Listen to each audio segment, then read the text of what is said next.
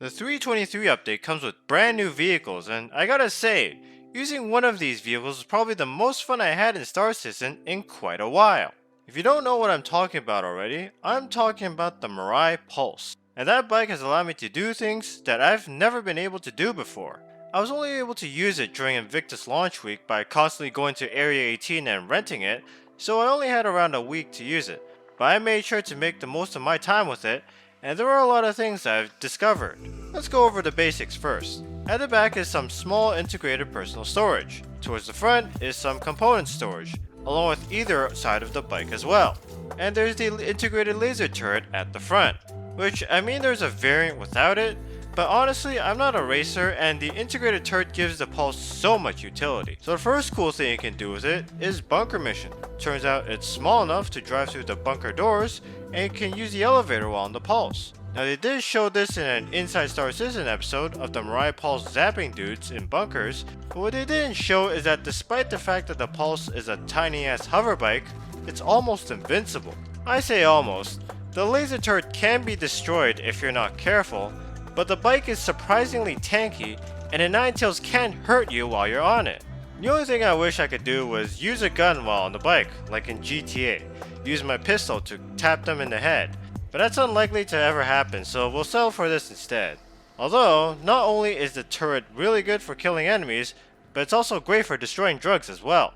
And I have no doubt the Pulse would also be great for the Orison platform mission, as you can do the whole thing without ever getting off your bike. You know, if the missions actually worked. The only problem is that the Pulse can tip over very easily, which is a problem with other vehicles. The hover physics in this game is still kinda rough, but the Pulse seems to tip over more easily than other vehicles and can be quite a hassle to get it back upright unless you have a multi-tool. Although if there are enemies nearby, it might be better to stay on the bike. Speaking of which, because of its small size, it can fit in almost any ship. I've managed to fit the Pulse inside of the cramped cargo bay of my Mustang to mixed results. I wouldn't recommend it. The physics engine and the servers just can't handle a Pulse inside your ship.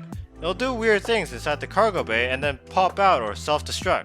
But sometimes, it'll actually work. Other than that, it'll probably fit in any ship with an interior, especially if you have a multi-tool to tractor it in. Now there were videos during the PTU of the Pulse driving inside of space stations and even killing some players, so I tried to see if we can still do that. On my first attempt, as soon as I tried to exit the elevator, and I thought, well maybe that was just a freak accident, so I'll try it again. On my second attempt, my Pulse freaked out again, but this time it glitched into the ceiling and became unusable. So I think it's still technically possible to do it, but I think CIG may have implemented some sort of anti-hover buffer zone that prevents this kind of stuff from happening.